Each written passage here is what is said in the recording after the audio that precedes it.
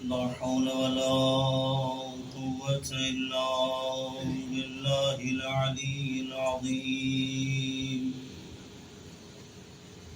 أعوذ بالله من الشيطان اللعين الرجيم. بسم الله الرحمن الرحيم.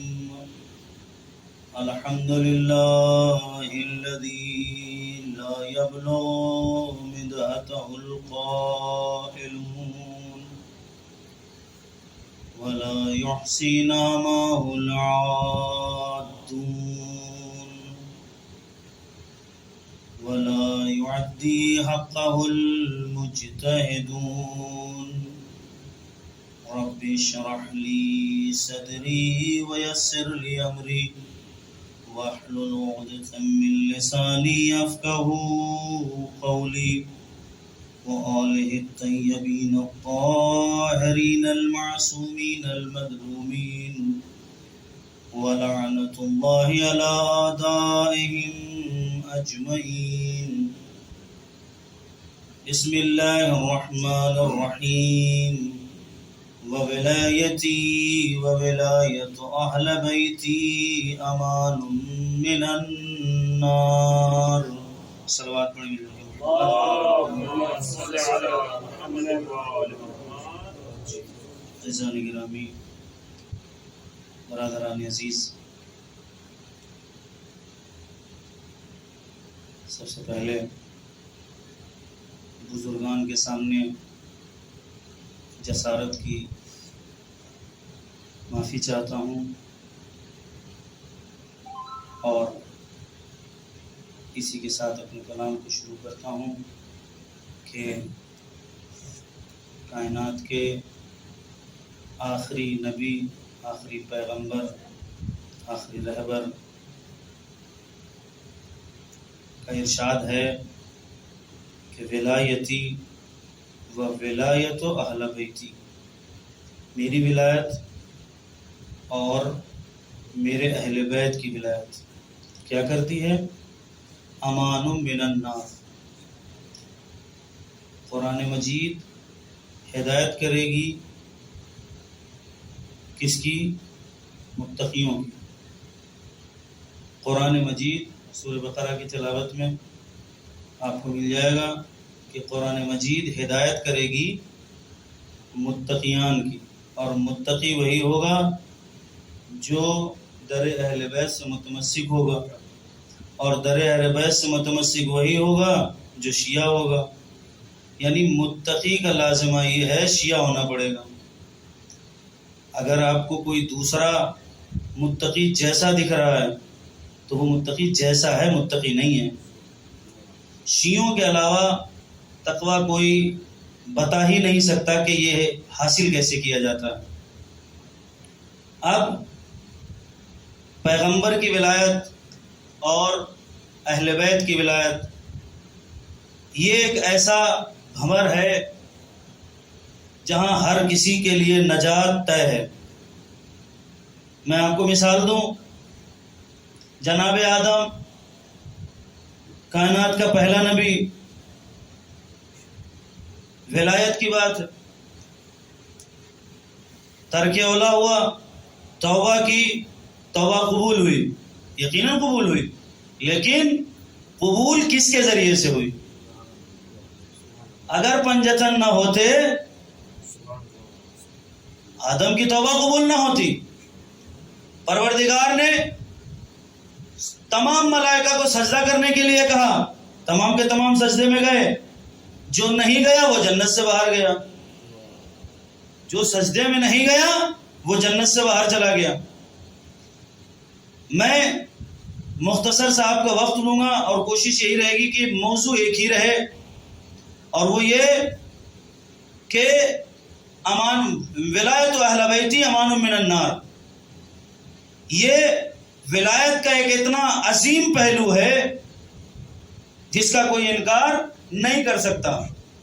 دلیلیں بھری پڑی ہیں. آپ ہم سے حوالہ مانگیں، ہم آپ کو ترنت حوالہ دینے کے لیے تیار ہیں کہ اگر ولایت علی نہیں ہے تو کیا ممکن ہے. ابھی امام حسین اس کائنات میں آئے نہیں ہیں، عالم ارواح میں پروردگار نے عرش پہ ایک ممبر سجایا. ممبر سجانے کے بعد ممبر کے آخری درجے پہ ایک تاج رکھا.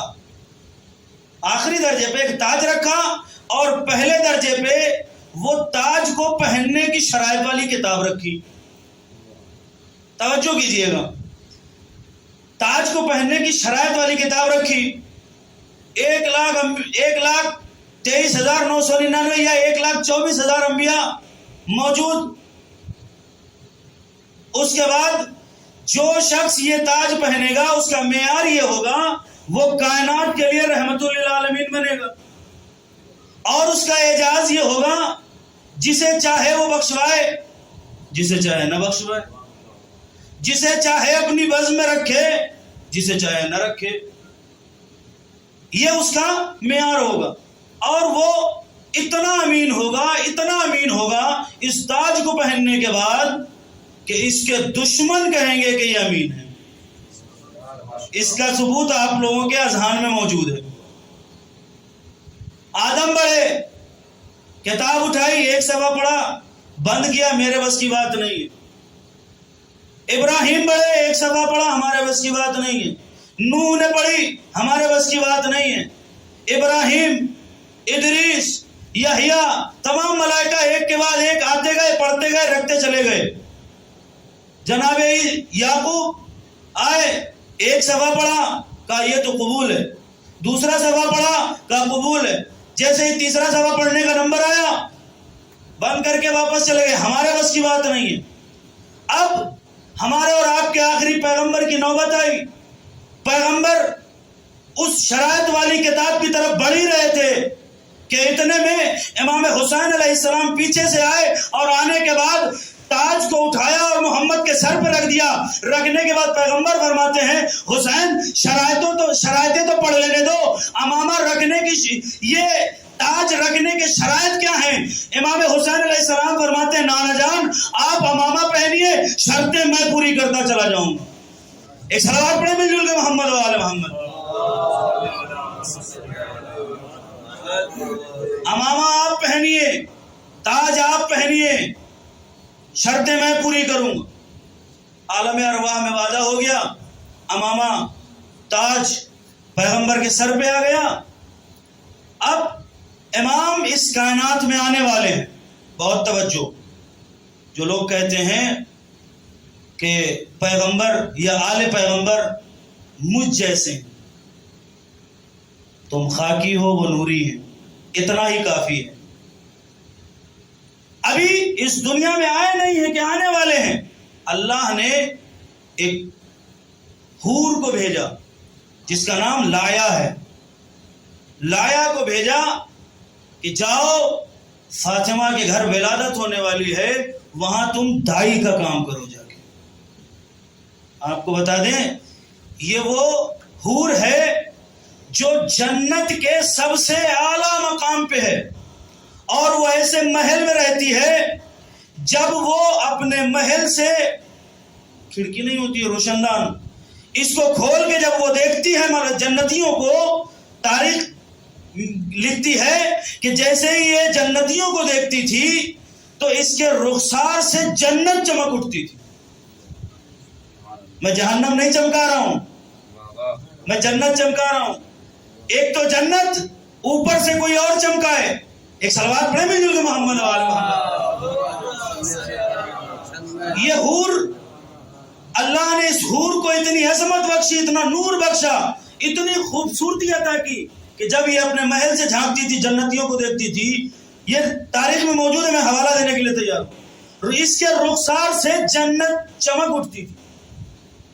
اب سمجھے، امام حسین کی خدمت کرنے کے لیے کم سے کم جنت کا سب سے اونچا فرشتہ ہونا چاہیے. تم کہتے ہو مجھ جیسا ہے. اللہ نے لایا کو بھیجا. لایا جب شہزادی کے گھر میں آئی تو شہزادی نے لایا کو دیکھا، اتنی خوبصورت حور، اسے میں اپنے گھر میں کہاں بٹھاؤں؟ ہمارے پاس تو اتنے آشائش کے سامان نہیں ہیں. ابھی شہزادی نے یہ سوچا ہی تھا کہ پروردگار نے دوسری حور کو بھیج دیا. دوسری حور کو بھیجا قالین کے ساتھ. جاؤ یہ قالین فاطمہ کو دینا اور کہنا یہ قالین اس قالین پر لایا کو بٹھا دو. یہ ہم پڑھ رہے ہیں اور ہم سن رہے ہیں. آپ سوچئے ایک بار، غور کیجئے. عظمت شہزادی، عظمت امام حسین ابھی اس دنیا میں آئے نہیں ہیں. عرش سے سامان آ رہے ہیں، خدمت کرنے والے آ رہے ہیں. اللہ نے جبریل کو حکم دیا 16 لاکھ ملائکہ کے گروہ لے کے جاؤ، اور گروہ ایسا ہونا چاہیے ہر گروہ میں 1 لاکھ فرشتے ہونا چاہیے. کہا کیوں؟ کہا آج محمد کے گھر وہ آنے والا ہے جس کے ذریعے سے تم اپنی ماں کو ماں کہہ پاؤ گے، بہن کو بہن کہہ پاؤ گے، بھائی کو بھائی کہہ پاؤ گے، بیوی کو بیوی کہہ پاؤ گے. جبریل کو 16 لاکھ گروہ جبریل عرش سے لے کے چلے. کس کے لیے؟ فقط اور فقط امام حسین کی مبارکبادی دینے کے لیے. اور ہر گروہ میں 1 لاکھ سے زیادہ فرشتے چلے. 3 اسما ہیں. آپ نے فطرس کو سن رکھا ہے بہت اچھے سے.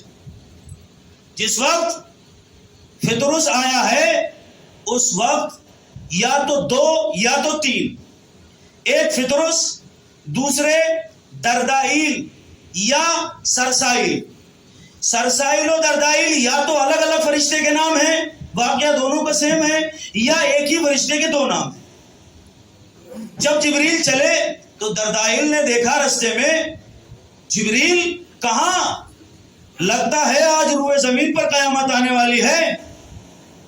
جبریل نے کہا نہیں، ایسا کچھ بھی نہیں ہے. تو اتنا بڑا گروہ لے کے کہاں جا رہے ہو؟ اتنا بڑا گروہ لے کے کہاں جا رہے ہو؟ کہا کہیں نہیں، وہ محمد کے گھر ان کا نواسا آنے والا ہے، ان کا نواسا آیا ہے، اس کی مبارکبادی کے لیے جا رہے ہیں. اتنا بڑا گروہ لے کے جا رہے ہو؟ کہاں. یہاں رک کر میں ایک بات کہنا چاہتا ہوں. فطرس جس کے بالوں پر چلے گئے، کیسے آئے، کس کے ذریعے سے آئے، آپ کو پتا ہے. یقیناً آپ کو یہ بھی پتا ہوگا. میں بس اپنے علم کی تازگی کے لیے، فطرس کے پر گئے کیوں تھے؟ فطرس کے پر گئے کیوں تھے؟ میں نے آپ کے سامنے پیغمبر کی حدیث پیش کی. ولایتی و ولایت اہل بیتی امان من الدہر، امان من الدہر. فطرس کے پر گئے کیوں تھے؟ پروردگار نے جب ملائکہ کے سامنے مولا متقیان کی ولایت کو پیش کیا تو تمام کے تمام فرشتوں نے قبول کیا، فقط فطرس کے. صرف اور صرف فطرس نے ولایت مولا متقیان کو قبول نہیں کیا. قبول نہ کرنا فطرس کے بالوں پر چلے جانے کی وجہ بن گئی. اب سمجھے، معصوم اگر ولایت علی یا ولایت اہل بیت کا انکار کرے تو اس کی جاؤ حشم بھی چھین لیا جاتا ہے، اس کا معیار بھی ختم ہو جاتا ہے، اس کو اس کے عہدے سے اتار دیا جاتا ہے. تم 4 دن کے مسلمان کہتے ہو ہم ولایت کے خلاف ہیں. ایک صلوات پڑھے مل جل کے محمد و آل محمد. اگر ولایت علی کا اعتراف کر لیتا، اللہ بالوں پر نہیں لیتا، اور کئی سال یہ عذاب میں مبتلا رہا. اور دردائیل و سرسائیل یہ بھی اسی عذاب میں مبتلا تھے. جب گروہ جان لگا تو فطرت نے گزارش کی جبریل یار ہمیں بھی لے چلو، ہم بہت دنوں سے عذاب میں مبتلا ہیں. سنا ہے پیغمبر جب کس کے لیے دعا کریں تو وہ رد نہیں ہوتی. ہمیں آپ لے کے چلیں، ہم ان کے لیے دعا کریں گے. سرسائیل یا دردائیل کہتا ہے کہ آپ ہمیں لے کے نہ چلو، ہمارے لیے وہاں گزارش کر دینا، ہماری طرف سے سفارش کر دینا، تم سید الملائکہ ہو، یقیناً تمہاری بات پیغمبر رد نہیں کریں گے. فطرس کو لے کے چلے گئے. لے کے جانے کے بعد ساری باتیں پیش کی، مبارکباد پیش کی، امام حسین علیہ السلام کی شہادت کی خبر بھی دی. اس کے بعد فرماتے ہیں یا رسول اللہ، یہ جو فطرس ہے اس سے ہمارا کسی زمانے میں کبھی اچھا تعلق رہا ہے، ہماری بہت اچھی دوستی رہی ہے، یہ ہمارے عزیزوں میں کبھی ہوا کرتا تھا. ہم یہ چاہتے ہیں آپ اس کے لیے دعا کریں، پروردگار اسے عذاب الہی سے برطرف کر کے اس کے بالوں پر عطا کر دے اسے. تاریخ لکھتی ہے پیغمبر نے امام حسین علیہ السلام کو اپنی آغوش مبارک میں لے کے دعا کی، اور دعا کرنے کے بعد فرمایا جبریل فطرت سے کہو حسین کے گہوارے سے خود کو مس کر لے. مس کیا، بالوں پر آ گئے، بالوں پر آ گئے. آپ اندازہ کیجئے گہوارے حسین کی عظمت ہے. چھینے ہوئے عہدے واپس مل جاتے ہیں، گئی ہوئی عزت واپس مل جاتی ہے، گیا ہوا چاہو حشم واپس مل جاتا ہے. جس کے دل میں حسین رہتے ہوں، جس کے دل میں حسین رہتے ہیں اس کی کیا میں صلوات پڑھے مل جائے محمد گہوارے حسین. اب ہم سے کوئی یہ نہ کہے کہ وہاں کربلا کے کیوں جاتے ہو، اربعین میں ذریح مقدس کے پاس کیا لینے جاتے ہو؟ جو فطرس لینے گیا تھا وہی ہم بھی لینے جاتے ہیں، جو فطرس لینے گیا تھا وہی ہم بھی لینے جاتے ہیں. تمہارے پاس ہے تو تم بھی جاؤ، لیکن مجبوری ہے نا تمہارے پاس تو ایسی مجبوری تمہارے پاس کوئی ہے ہی نہیں، جاؤ گے کہاں؟ ایک صلوات پڑھے مل جل کے محمد والے.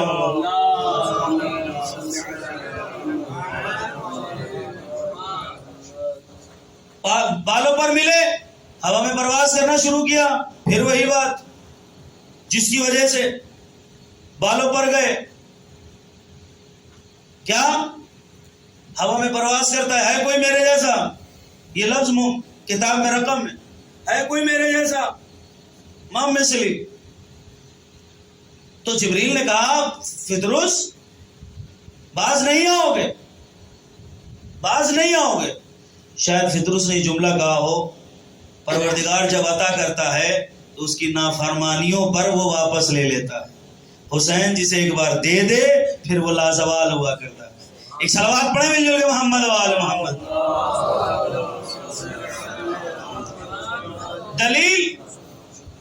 دلیل 1 2 3 5 6 7 پروردگار نے اس کی قسمت میں اولاد لکھی نہیں ہے، یہ دلیل ہے.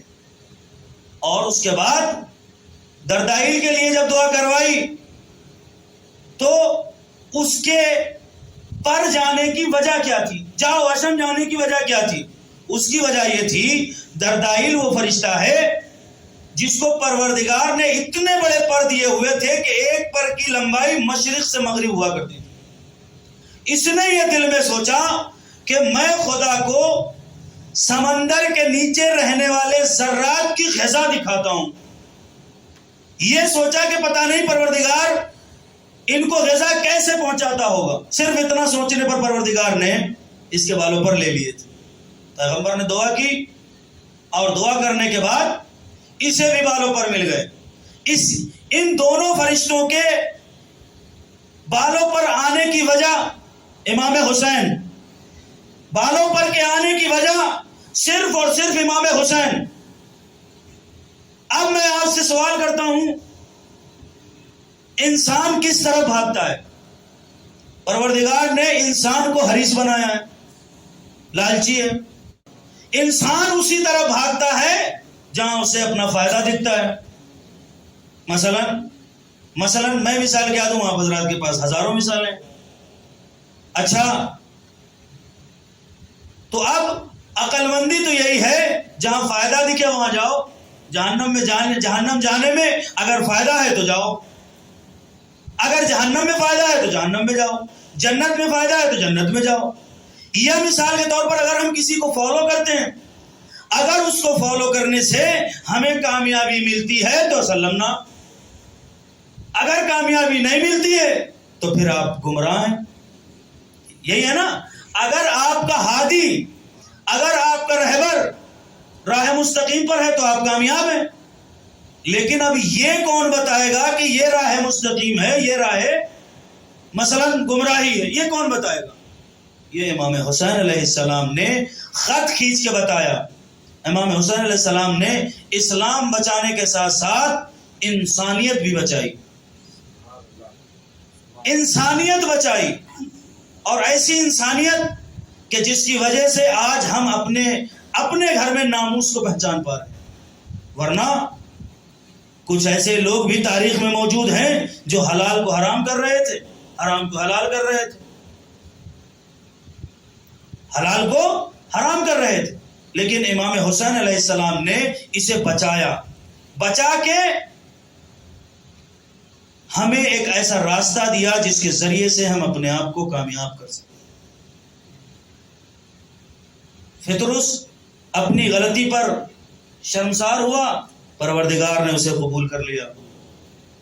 جناب آدم نے ترک اولا پہ توبہ کی، پروردگار نے قبول کر لی۔ دردائیل یا سرسائیل نے اپنے کیے پہ پچھتاوا کیا، پروردگار نے قبول۔ مطلب کیا ہوا اس کا؟ جو اپنی غلطیوں کا اعتراف کر لے وہ آدم کی اولاد ہوتی ہے، اور جو اپنی غلطیوں پر ٹکا رہے وہ ایک صلوات پڑھیں مل جل کے محمد وآل محمد۔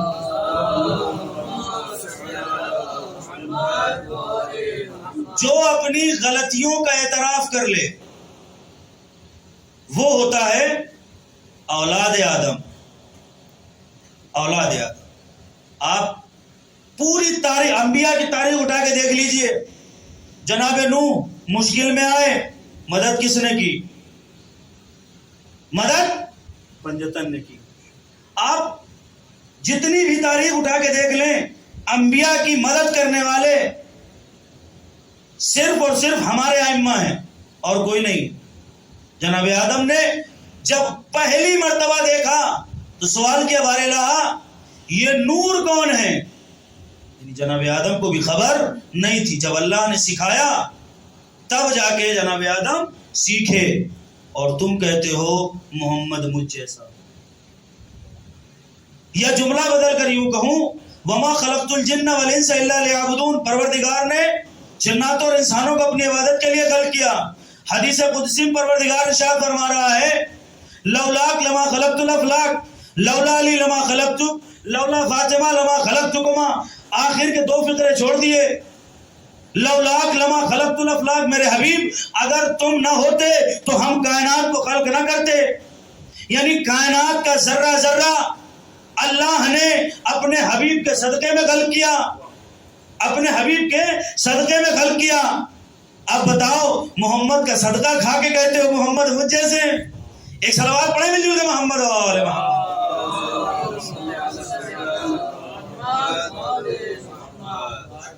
یہ عظیم شخصیتیں ہیں، یہ بالا ہیں، اور ان کے جیسا نہ کوئی تھا، نہ کوئی ہے، اور نہ قیامت تک کوئی ہوگا۔ اس لیے کیوں نہیں ہوگا؟ اس کی سب سے بڑی وجہ یہ ہے کہ انہوں نے جو زندگی گزاری ہے فقط اور فقط خداوند متعال کی۔ ان کا کھانا پینا، چلنا بولنا، اٹھنا بیٹھنا، تمام ان کے امور صرف اور صرف خداوند متعال کے لیے رہے۔ اگر خدا کے بتائے ہوئے راستے پر ہم عمل کریں تو شاید ہمیں خدا اپنے جیسا بنا دے، خدا نہ بنا دے، خدا جیسا بنا دے۔ لیکن یہ کب ہوگا؟ جب ہم اس کے بتائے ہوئے راستے پر عمل کریں گے۔ ہم اپنی خواہشات کی پیروی کرتے ہوئے اپنے آپ کو دلدل میں دھساتے چلے جاتے۔ ہمیں چاہیے، ہمیں ان کی پیروی کرنا چاہیے جن کو اللہ نے منتخب کیا۔ ہم کسی بھی مذہب کی توہین نہیں کرتے، کسی بھی مذہب کے رہبران کو برا بھلا نہیں کہتے، لیکن ہم انہیں نہیں مانتے، یہ ہماری کلی بات ہے۔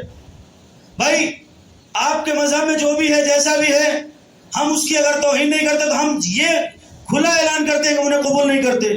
اب چاہے وہ جنگ میں آیا ہو، چاہے وہ جنگ جمل میں آیا ہو، چاہے وہ زبردستی ممبر لے لیا گیا ہو، چاہے جو بھی ہو، لیکن ہم اسے قبول نہیں کرتے۔ ہم اسے پروردگار نے جسے پہلا بنایا ہم اسے پہلا مانتے ہیں، عوام نے جسے پہلا بنایا ہم اسے مانتے ہی نہیں ہیں۔ ہم اسے کیوں مانیں؟ ہم اسے نہیں مانتے۔ اب مانے بھی کیوں؟ کیونکہ یہ وہ عہدہ ہے جو نص ہے پروردگار کی طرف سے. آموزشی عقائد میں یقیناً آپ سب نے پڑھ رکھا ہوگا کہ اس میں یہ بحث ہے کہ پروردگار نے ائمہ کی نص ہے یہ، یعنی امام پیغمبر کے بعد جو ہادی ہوگا یا مثلاً جو پیغمبر ہوگا وہ اللہ کی طرف سے ہوگا، منصوص من اللہ، اللہ کی طرف سے ہوگا، چاہے وہ نبی ہو چاہے وہ امام ہو. تو جب امام کی تخصیص اللہ کرنے والا ہے تو پھر ہم کتنے بھی جمگھٹے لگا لیں، کتنا بھی اجماع کر لیں، کچھ بھی کر لیں، حقیقت میں جانشین پیغمبر کوئی اور ہوگا، تم چاہے جسے بناتے رہو. اور آپ دیکھیں کہ سازش کتنی عظیم کی گئی، اتنی عظیم سازش تھی کہ پیغمبر کے ساتھ پیغمبر کی شہادت ہوئی، پیغمبر کی شہادت کے پیچھے کس کا ہاتھ تھا اسے چھپا دیا گیا، ظاہراً اسے چھپا دیا گیا. اس کے بعد شہزادی کی شہادت کے پیچھے کس کا راز تھا، اسے تاریخ نے چھپا دیا ظاہراً. مولا متقیان زر مارنے والا ظاہر ہوا، جس نے زر مروائی وہ مخفی ہو گیا. امام حسن علیہ السلام شہادت کے بعد شہادت، چور چھپ گیا. لاکھوں سلام ہیں امام حسین پہ کہ امام نے ایک ایسا سرکل بنایا کہ تمام کے تمام پیغمبر سے لے کے اور اپنے بھائی تک کے دشمنان کو گھیر کے کربلا لیا ہے. آؤ اس میدان کے بعد کوئی مخفی نہیں رہے گا، اور کوئی نہیں رہا، سب کے سب واضح ہو گئے. اچھا ایسا میدان معین کریں گے، ایسا میدان مشخص کریں گے کہ جہاں تمہارے پاس چھپنے کے لیے چھوٹی سی جھاڑی بھی نہ ہو، چھپ نہیں سکتے. اگر حسین کے ساتھ ہو تو آ جاؤ، اگر حسین کے ساتھ نہیں ہو تو مقابل میں نظر آؤ. مقابل میں رہو وہ الگ بات ہے، مقابل میں آ کے نظر آؤ. ایسا میدان معین کر دیا. اس کے بعد امام حسین علیہ السلام نے شب عاشور چراغ کو نم کر دیا. جس کو جانا ہے وہ چلا جائے، جس کو نہیں جانا ہے وہ رک سکتا ہے. کوئی نہیں گیا. ادھر پتہ نہیں صبح کیا ہوگا، پتہ نہیں صبح کس کی موت آئی ہے، پتہ نہیں کس کو کون قتل کرے. یہ کشمکش چل رہی. تمہارے پاس لاکھوں ہونے کے بعد کشمکش میں پڑے ہوئے ہو. یہاں 72 سکون میں ہے، سکون میں. کیوں؟ اس لیے کہ یہ حق پر ہیں اور تم باطل پر.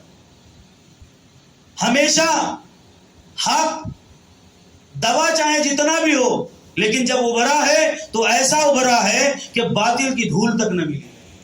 آپ دیکھ لیں، عالم ارواح میں وعدہ کیا تھا امام حسین علیہ السلام نے تاج پہنانے کا، پہنا دیا تھا. اس کے بعد امام حسین علیہ السلام کی ولادت ہوئی. پروان چڑھتے رہے. نانا اس دنیا سے چلے گئے، والدہ اس دنیا سے چلی گئیں، بابا اس دنیا سے چلے گئے. امام حسین علیہ السلام نے جب امام حسن علیہ السلام کے جنازے پر تیروں کی بارش دیکھی تو امام نے گریہ کیا. اور جب گریہ کیا تو جبریل نازل ہوئے.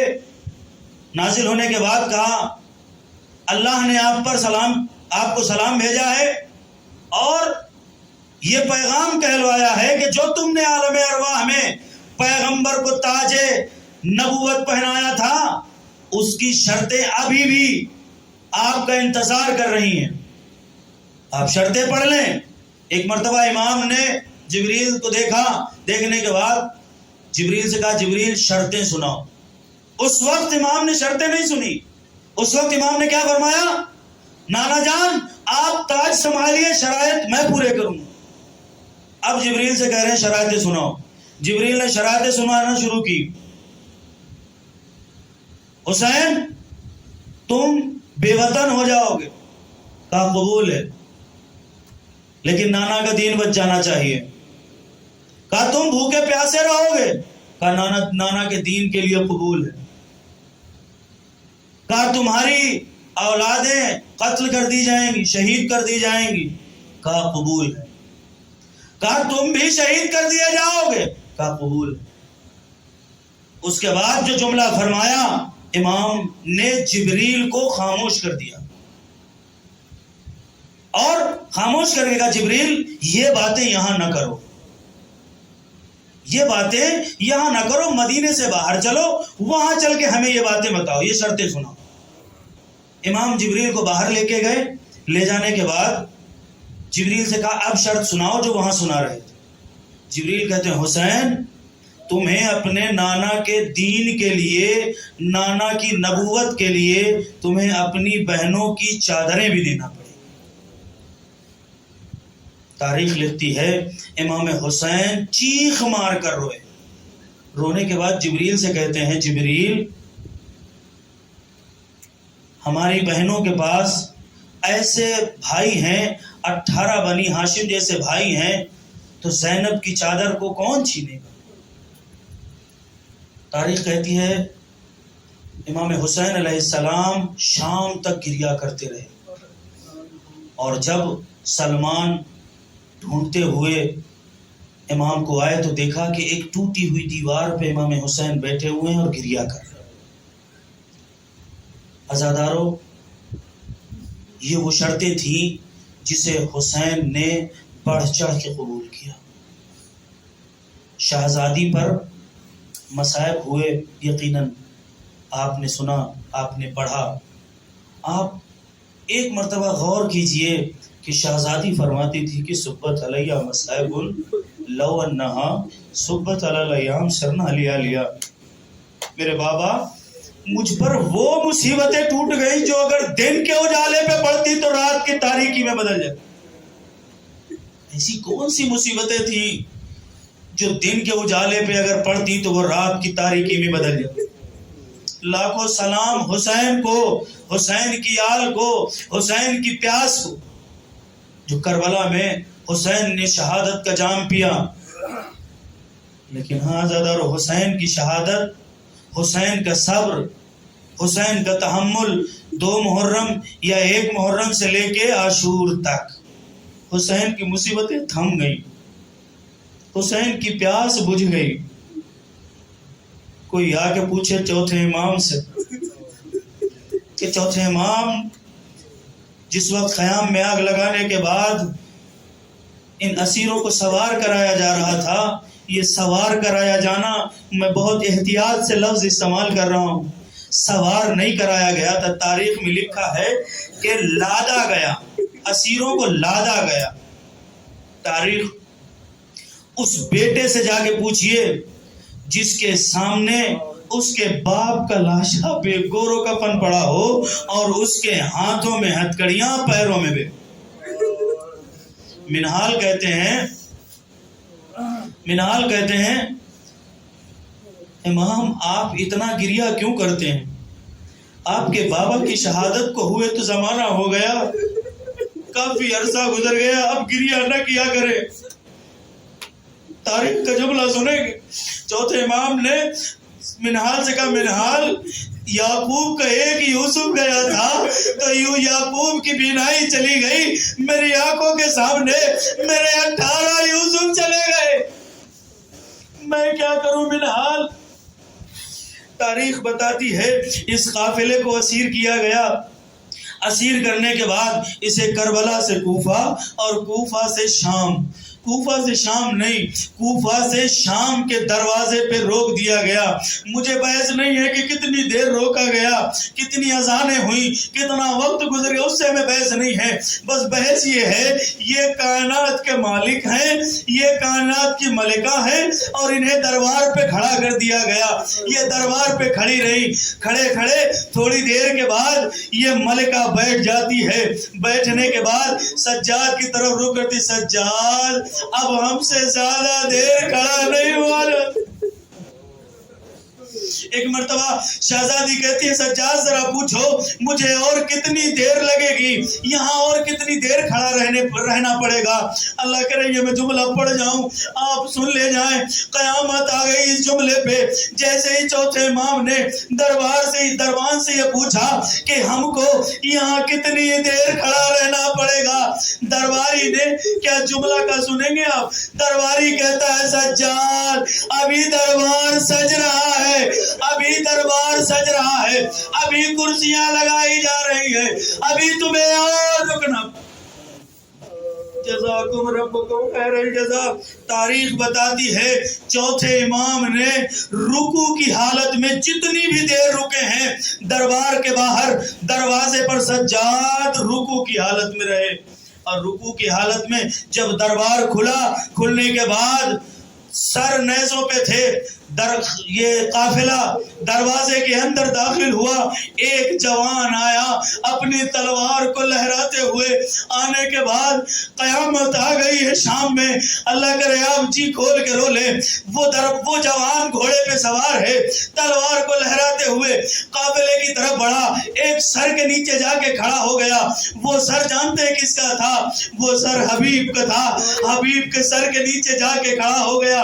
جو قیدی جو حبیب کا سر لیے ہوئے تھا، اس کے سر پہ حبیب کے بیٹے نے تلوار سے وار کیا اور اپنے بابا کا سر مکہ لے کے چلے گئے۔ شہدائے کربلا میں صرف حبیب ہی وہ ہیں جن کا سر مکے میں دفن ہے۔ حبیب کا بیٹا حبیب کے سر کو مکے لے کے چلا گیا۔ یہ منظر بیمار امام دیکھ رہے تھے۔ شاید امام نے صدا لگائی ہوگی بابا مجھے معاف کرنا۔ حبیب کا بیٹا اتنا طاقتور تھا کہ وہ اپنے بابا کا سر لے کے چلا گیا، میں کیا کروں، میرے ہاتھوں میں ہتھکڑیاں۔ جزاکم ربکم خیر الجزا۔ خدا آپ کو کسی غم میں نہ رلائے۔ چوتھے امام 3 سال کی چوتھے امام کی عمر ہے۔ چوتھے امام مسجد سے گھر میں داخل ہو رہے تھے، ایک مرتبہ کیا دیکھا، چوتھے امام کی والدہ وضو کر رہی ہے۔ ایک مرتبہ چوتھے امام نے اپنے چہرے پر ہاتھ رکھ لیا، رکھنے کے بعد جیسے ہی ماں نے یہ منظر دیکھا، امام سے جا کے کہتی ہیں حسین آج میں وضو کر رہی تھی، سجاد نے اپنی آنکھوں اپنے چہرے پہ ہاتھ رکھ لیا۔ ایک مرتبہ امام حسین نے سجاد کو قریب بلایا، بیٹا سجاد یہ والدہ کیا کہہ رہی ہیں؟ والدہ کہتی ہیں کہ سجاد نے مجھے وضو کرتے ہوئے دیکھا تو اپنے چہرے پہ اللہ کرے قیامت آ جائے۔ چوتھے امام نے ہاتھوں کو جوڑ کے کہا بابا مجھے یہ گوارا نہیں کہ میری ماں میرے سامنے اپنے بالوں کو دکھائے۔ میں کہوں گا سجاد آؤ شام میں دیکھو تمہاری آنکھوں کے سامنے۔ جزاکم ربکم خیر الجزا۔ خدا آپ کو کسی غم میں نہ رلائے سوائے غم مظلوم کربلا کے۔ چوتھے امام کے پیروں میں چھالے۔ بچپنے کے عالم میں جب چوتھے امام سے امام حسین نے خط لکھواتے آدھا خط لکھا تھا کہ امام کے ہاتھ سے پین چھوٹا، زمین پہ گرا، پھر امام نے اٹھایا، پھر چھوٹا، پھر گرا، 3 مرتبہ یہ ہوا۔ امام حسین علیہ السلام فرماتے بیٹا سجاد یہ قلم چھوٹنے کی وجہ کیا؟ جملہ سنیں گے۔ چوتھے امام فرماتے ہیں بابا میرے ہاتھ کی انگلی قلم پکڑے درد کر رہی ہے، اس لیے چھوٹ رہی ہے، اس لیے پین چھوٹ رہا ہے۔ آپ یہ اندازہ لگائیں جس شخص کے قلم پکڑنے سے انگلی درد کرتی ہو وہ بیڑی اور ہتھکڑیوں میں کربلا سے کوفہ سے شام۔ جزاکم ربکم۔ بس میں نے ختم کر دیا مجلس کو۔ ایک روایت سن لیجئے اس کے بعد آپ کی رحمت تمام کر دیتا ہوں۔ شام میں ایک مرتبہ چوتھے امام اپنے پیروں کو پھیلا کے بیٹھے ہوئے تھے، ایک چھوٹی سی یتیم بچی آئی، آنے کے بعد کہتی ہے بھیا سجاد میں تم سے کوئی کچھ سوال کرنا چاہتی ہوں۔ ایک مرتبہ چوتھے امام نے اپنی بہن کی طرف حسرت سے دیکھا، دیکھنے کے بعد کہا بہن سکینہ پانی کا سوال نہ کرنا، پانی کا سوال نہ کرنا۔ ایک مرتبہ جناب سکینہ کا نہیں بھیا میں پانی کا سوال نہیں کروں گی۔ ایک مرتبہ جناب سکینہ نے سوال کرنا شروع کیے. جناب سکینہ کہتے بھیا سجاد مجھے یہ بتائیں جب پیاس لگتی ہے تو کیا ہوتا ہے؟ اللہ کرے میں پڑھ لے جاؤں. جب پیاس لگتی ہے تو کیا ہوتا ہے؟ ایک مرتبہ چوتھے امام فرماتے ہیں بہن سکینہ جب پیاس لگتی ہے تو ہونٹ سوکھنے لگتے ہیں. جناب سکینہ کہتی جب اور پیاس لگنے لگے تب کیا ہوتا ہے؟ کہا جب اس سے زیادہ پیاس بڑھ جاتی ہے تو زبان سوکھنے لگتی ہے. جناب سکینہ نے ایک مرتبہ فرمایا کہ جب اس سے بھی زیادہ پیاس لگ جائے تو کیا ہوتا ہے؟ ایک مرتبہ چوتھے امام فرماتے ہیں جب اس سے زیادہ پیاس بڑھ جائے تو گلا خشک ہونے لگتا ہے. اب جناب سکینہ نے ہاتھوں کو جوڑ کے کہا بھیا سجاد جب اس سے بھی زیادہ پیاس لگ جائے تو کیا ہوتا ہے؟ جیسے یہ جملہ سنا چوتھے امام نے جناب سکینہ کو اپنی آغوش میں لیا. لینے کے بعد کہا جب اس سے بھی زیادہ پیاس بڑھ جائے تو گلے میں کانٹے پڑ جاتے ہیں. ایک مرتبہ جناب سکینہ کے سوال تھم نہ ہوئے. جناب سکینہ کہتی سجاد جب پیاس اس سے بھی زیادہ بڑھ جائے تو کیا عالم ہوتا ہے؟ کہ چوتھے امام فرماتے ہیں کہ گوشت ہڈیوں سے دور ہونے لگتا ہے. جناب سکینہ کا آخری سوال اور اسی پر شام ختم ہو گئی. جناب سکینہ سجاد جب اس سے بھی زیادہ پیاس جب اس سے بھی زیادہ بڑھ جائے تو عالم کیا ہوتا ہے؟ ایک مرتبہ چوتھے امام نے اپنی بہن کی پیشانی کا بوسہ لیا. بوسہ لینے کے بعد فرماتے سکینہ جب پیاس اس سے بھی زیادہ بڑھ جائے تو ہڈیاں چٹکنے لگتی ہے. ایک مرتبہ جناب سکینہ اپنے سر کا ماتم کیا. اے بھیا سجاد میرے بدن کی ہڈیاں چٹک رہی لیکن میں نے